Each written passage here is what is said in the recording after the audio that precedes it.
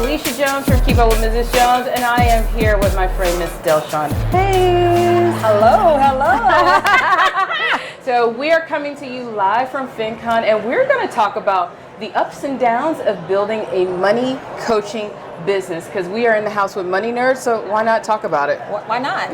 We may help some people right now. Right. So we're going to talk a little bit about that. We're going to learn more about Miss Shawn. But first, we are coming to you live from the NIFI video booth here at FinCon. They have provided all of this so that we can come in and do video for free with fancy equipment. Wow. Because I don't have fancy equipment at home. I don't. I know. I'm trying to build a money business, right? I know. All right, Miss Shawn. So tell us a little bit about yourself and how you got into being a money coach. I'm Shawn Hayes from Hayes Financial Coaching, and oh my goodness, a little bit back. Every financial person has a money story, right? A money story. And so I've been through the fire, repo, credit cards, debt, everything, and it's like, wow. And when I began to dig myself out the trenches, I was like, oh my goodness, I can't keep it to myself. I can't keep it to myself. Do y'all know y'all can do this?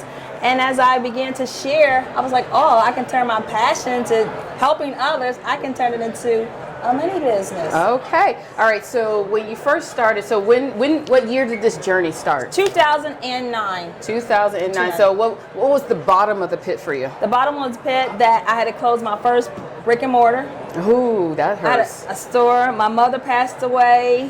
Whew. I got a repo all within a 6 months time. Okay, that's some signs happening right there. That's some signs. It was all right, and so we got to take a moment, because I get that's a lot happening in a small amount of time. And I had zero in savings and zero in emergency funds. So yeah, that was, not only was I going through, I was going through. You were going through it. Okay, so you went through all of that. So what did you do, or like when was the sign that you needed to help other people go through? The sign when I thought, I say that I'm the product of the product. And when I started getting the results for myself, and I was like, oh my goodness, I can do it. If I can do it, I'm like, if I can do it. It ain't rocket science. Well, if I can do it, and I know you're smarter than me, I know you can do it. Okay, so what's been the biggest success? So for you, so you started doing all that work. I know you started working people, but what was the success that you saw in changing your story around? I didn't have any financial stress. If I get a 1-800 call, I'll pick it up right now, like, hello. As you know, some of us get that 1-800 call, we ain't picking it up. Yeah. Unknown caller, we're not picking it up because you owe somebody. And the moment when I start getting... Now it's kind of fun. It's like, what you selling now? And then it's like, you should work better in your sales pitch. So I actually like the 800. I don't get those anymore. Me either. But when I started, now, certainly you got the wrong number. But now I'm like, oh, no, this is not the person. But really, that was that was that financial stress that I can really sleep. How you I'm counting sheep. I was really counting my money. How can I rob Peter to pay Paul? I say rob Peter to pay Paul so you can help out Pookie. Oh, I like that. Because Pookie and them come running. And I'm like, I couldn't sleep because you are thinking about how you're gonna move this money around, and then when I really man, I can have a good night's rest without stressing. Oh yeah, that's a good one. All right, so for everyone who's tuning in, we are at the NIFI video booth here at FinCon. I have Miss Shawn Hayes, and we're going to jump into the ups and downs of building a money coaching business. So you've heard the story, and you all know what my story is, but I want to go into some of the challenges that you run into with being a money coach. Being a money coach, they always tell you to always hit the pain point, pain and pleasure. If I can just hit your pain point for you to take action. Yeah. Right? Yep. And say, I know how you feel, but if you do this. And so the downside is really them taking action. Yeah. It's, I have somebody who's been on crying, I need your help, and still not take action. Now let's go. Let's have some real talk here, because we love helping. We all have big hearts. I say we all have big hearts. Like Kiki. But yeah, like Kiki. Kiki got a heart, but Kiki got a wallet too. So how do you bridge that gap when somebody's crying? You know they need your help. but they cannot afford you. How do you, and not even the, like, they need to go find some money, but they just can't afford you, period. And so what I do every Sunday night, if you follow me on Facebook, Delshawn Hayes, every Monday night I always pitch a question. What budget question would you like answered this week? And so you have an opportunity to get your answer. You get your answer, just somebody, all right, say if you don't want to put it in comments, shoot me a DM and I will present it on one of my Facebook Lives. I do like monthly at times, I do free webinars, so that's your opportunity to, hey, get it, because not only going to host a webinar, but I also have a Q&A so you can get your answered questions. Okay. So things like that. You know, I do have books out there. You can still get your question that's affordable, budget friendly. So you do also give them resources and things that they can go to that's free. Yeah. And so again, you get all this, but are you going to take action? Yep. But I learned, you know, if you pay attention, you mean more likely to be committed versus the free. We get free all day long and don't do anything with it. Oh gosh, yes. So if you had, so for all the other money coaches out there, because we are at FinCon and there are some diehard people who want to jump into the money coaching, what would you do differently? Like if you had to start this all over again, one, would you still do the same thing? And two, what would you do differently? I think, would I do the same thing? What would I do differently? I think I wouldn't have took as long, because what I did was after I got the results, I began to do the money coaching. And I think if I would have brought them along on the process in 2009 and began to really voice, because we didn't have live streaming. I would just post the thing like I'm saving this, but really like being so open and visual, and you can see me now in 2009 and show you like where I was really at. Okay. Now you seeing the aftermath. I'm telling you about the story, but if you was right there with me, you know, if I would have just launched it a little bit sooner. Just a little bit sooner? So what would you tell the new people that are just getting in? Like, how would you set up the business? My number one is you got to be passionate about it. That's number one. I mean, if you're here to make money, you know, we run a business, we got to make profit, right? We got to feed the budget. You say that all the time. We got to feed that budget. But would you still do it if you didn't get paid? And then my thing is always from a serving spirit. Not that we're doing it for free, but I generally want to help you, Felicia. I generally want to, what can I do for you? And you always ask me, well, how can I help you, Shawn? You always ask me every time. I'm like, why she always say that? But really, it's just really a serving period and really tell your story. People want to know, oh man, she's just like me. Because we see this like, oh, she's up here and all. We all go through the struggles. I just got a little bit more experience. Now, how would you like set up like, so for those who are like, okay, you got high ticket coaching, you got Facebook groups, you got books, like what would be the first step you would tell somebody, like, okay, if you decided to get into money coaching, what's step number one to take? Tell them your story. I'm talking about the story. I'm talking about how to get paid. Oh, how to get paid? Yeah, that's what I'm talking about. How do you get paid? How did I get paid? We gotta help the money coaches out there because we all love to serve, but it's like, how do we get paid at the same time? You gotta ask. All right, mic drop. Ask. Like ask. And I said that, but you said again about ask. Yeah, you got to ask for the payments, and that, because that's one of the biggest one that I ran into when I started money coaching, is that people will actually try to challenge you, like, how dare you charge people to help them with money? And it's free. And they're saying the same thing, but I'm saying 10,000 people can say the same thing. But are you still taking action? And so again, I know that with me, and as a money coaches, I know that, hey, you invested not in education, you invested in business coaches, you invested in mentors, you invested in products and services where you research. And so not only are you coming to me as a money coach, you're coming with all my coaches that I invest in. So you're not just getting me, you're getting everybody else, everybody that I'm connected to. When they get me, hey, they're also getting Felicia because we connected some way. And so it's So that's a very interesting thing, because there's so many money coaches. I think we're here at FinCon, I think there's about 2,000 people in the room. So it's amazing. And just, I mean, gosh, with 320 million people in the United States, there's still not enough of us to change the financial tide.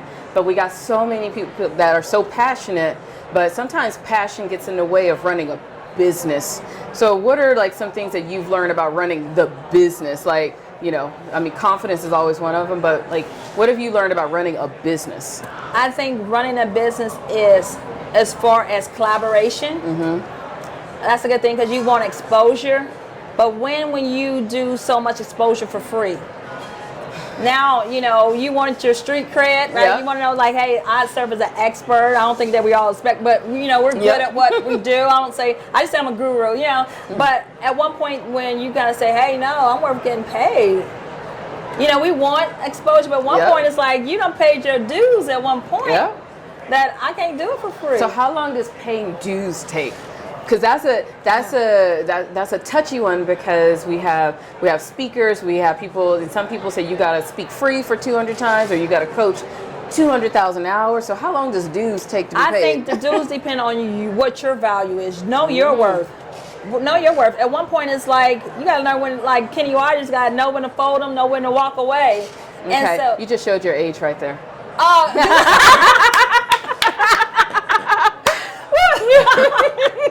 I know somebody was like, who's Kenny Rogers? Is he on Twitter? He might be. Is he on Instagram? But at one point you was like, man, I'm worth it. And when you do your research as money coaches and you see like the big, you know, who's paid to dues away is doing that, and you've been like, I'm not saying I'm up there, but I'm good at what I do. And knowing your worth, and says, no, again, people don't value free. People don't value free. That's very interesting. People don't value free. And one of the other things that I learned being in business is that, one, you got to pay your dues. Then two, you got to do the work. Because there's a lot of people, you know, the beautiful thing about FinCon, seeing all of our friends on Facebook just taking off, and we're just like, oh my gosh, she like literally came out of nowhere and like is making a lot of money. And unfortunately, a lot of us, and I will say sometimes we feed into this too. We come here, we're speakers, and we talk about, oh, all you got to do is this. And I hate every time a sentence starts with, all you got to do is this. So how do you get into somebody's head of like, you can have all of this, but you got to do the work. You got to, I mean, it is. Look, work. Look, when I say you got to work, income comes from working, and when you're not working, there's no income. But you really have to do the work, and people don't see the behind the scenes where you know you try to go to bed, but then an idea, I call it like God idea, drop on your spirit, and you like, I need to research this and what they're doing over here, and I got to research this. How can I get? You're always creating, so you got to do the work. And so when you trying to, you can't, you know, it's our way to what is it? To love what you do, you know, but you got to make sure that it's you. It's coming from you. You're authentic, and so you got to do the work. I mean, and you got to get out there. So when for you? So I know sometimes when we start businesses, they're fun. They're kind of, I won't say hobby, but they're hobby-ish. When did it click that this is my business for you? Like, where were you? Man, I think this is my business when somebody paid me. First time pay, like when I upscale, like, you know, you have your books, you know, hey, get on Amazon, hey, get on my webinar, that's a little, and then high school when somebody put me like one-on-one and paid it, this is my price. And they was like, okay, bam, and I hit that, what? That's my business. Now anybody else come after you, I can't discount, you know. No, you like, can. It wasn't, it's like the moment's like, this is my business, because they believe in me and they pay me for it. Isn't it fun getting a paycheck though? It's like, you know, that one, you know, somebody bought a book on Amazon, but when really it's like, this is, you going up, you level up, it's like, wow. When somebody pays you in full, it's kind of like. And then ask for no cookie discount, no girlfriend discount, no friends discount. Or they just wrote and they paid you all up front. It's like, okay, this is real now. And to get that validation. So how long did it take for you to feel validated as a business owner? I think it was almost into my first year, in the middle of my first year. I mean, it was like probably almost close to a year when I was like, okay, I get it. And so it wasn't no turning back, because I believe, because every night I tried to like, man, this is not for me. God would just wake me up like, this is for you. You know how when you had to, it would just wake you up. You had to shake something. It was like, you know, just go ahead and walk in your purpose. You know, you can't run from your purpose. You might detour, We're going to put you all the way back It'll here. come knocking. It'll come knocking. It'll come knocking. And so I was like, man, this is my business. All right, cool. So everyone, we're here live at FinCon. I'm interviewing Miss Delshawn Hayes. Where can we find you? You can find me on all social media at Delshawn Hayes. And you can also visit my website at www.hayesfinancialcoaching.com. Yay! All right, so don't forget that. So now you've been doing this, you feel successful. How do you define success for those of us, for those that are trying to become money coaches or starting a business? How do you define success? I think for me, being successful is when I can go back and teach somebody in the same field, another money coach. That's success for me because I can't keep it to myself. And so even with FinCon here, somebody from California, I sat down and she was a financial coach. And I said, "How have you thought about that?" She said, "Can I use that idea?" I said, "Absolutely." I see. She was like, "Oh my goodness, I'm just sharing with you because what I did the work, and now here I'm sharing you what." And so that's what sets for me. If I can help somebody else, I can't keep it to myself. And so to the point where like, oh my goodness. This is that I like that. I like your definition of success because so many people define success as money, clout, being on stages and being famous. But I do like that, and it is satisfying when you get to the point because sometimes you don't realize what you know until you sit next to someone like do this, and they're like, "Oh my gosh, you're a genius!" Like, really? Like, what did I just do? Really? Like, write that down so I can remember. I was like, wow. And I was like, man. She was like, oh my goodness, I'm just starting out with it. I said, have you done this? And I do this. And she was like, oh, can I write? I was like, she was just taking notes. And I was like, man, I think that's what brings me success because I'm teaching somebody else, another person, because I said, we can do the same thing. We can all be money coaches, but where there's passion, there's no competition. And we can't serve. I'm in Kentucky. You over here. You travel. Yeah. We can't serve everybody. I mean, because everybody got a money problem. Right. And everybody does it differently. Right. All right. So what's the next level for you? My next level to me is because I'm sitting here with you. Is so real. Where are we going next? Next is really getting out. I already say I'm getting in the street because I do online. Is really doing more speaking, speaking more, and just say hey and meeting people. I like to resonate people in person, and so that's my next level. Okay. Yeah, I'm going into that. Are you willing to share one of your goals for 2019, or have you even started 2019 goals 2019 yet? is Delshawn Hayes is going to be a household name. Oh. And you heard it here. Household name. So you I know we say Delshawn said or Delshawn suggests or Delshawn's here. Did you follow Delshawn here? So it's going to be like, who in the heck is Delshawn? So it's going to be a household name. Household name. All right. Are you a stage person, a TV person, a radio person? Or all the things person. It depends. It depends where they want me at. So if you want me to come on stage, hey, I'm on stage. But we can talk about money because I can talk about money on stage, online, in a chair, on a couch. Over there, yeah. So in 2009, I think I'll be more out in the street. I like to say out in the street, meeting people and things like that. Some more things. Launching more on moneycontrolacademy.com. Okay. Some more moneycontrolacademy.com. is going to go check it out. There's going to be some more courses. Okay. So we're about to do some things. Yeah. Okay. And some more, financial coach like, hey, just started money coaches want to say, hey, can you teach me how to be a financial coach? So that might be some more underneath the umbrella on that. So we're doing some things. So before we take off, I'm here with Delshawn Hayes, and you can find her on all things Delshawn Hayes on all the places. I like to be all the places on the internet. Right. So she's given us one of the goals. She's going to be a household name. So go ahead and just learn the name right now, so you don't have to learn it later.